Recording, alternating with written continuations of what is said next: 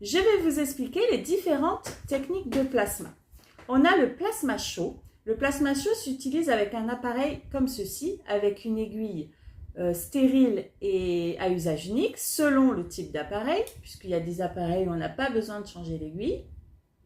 Le plasma chaud va créer une micro-brûlure sur la peau en vue de la rétractation et ça va permettre de lisser les rides et d'avoir un effet lifting. Les résultats sont vraiment exceptionnels.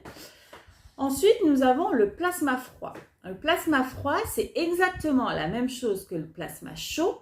Le plasma chaud, nous sommes à une température d'environ 1000 degrés. Et le plasma froid, nous avons une plus basse température. Donc, on va avoir des micro-brûlures également, mais elles vont avoir un aspect blanche comparativement au plasma chaud où on a un aspect déjà de brûlé avec une couleur marron. Donc ça, ce sont deux techniques qui permettent la rétractation de la peau pour pouvoir vraiment avoir un effet lifting.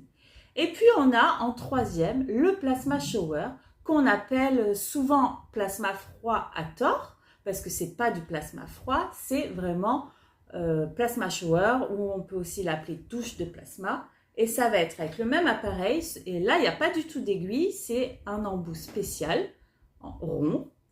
Et là, on va être sur complètement autre chose, on va être sur un soin visage esthétique. Donc, on rentre complètement dans le cadre de son diplôme d'esthéticienne. Il n'y a aucune effraction cutanée, il n'y a aucune destruction de tissu comme avec le plasma chaud et le plasma froid. Et là, ce soin-là, le plasma shower, va avoir vraiment un effet antibactérien grâce au plasma qui est créé.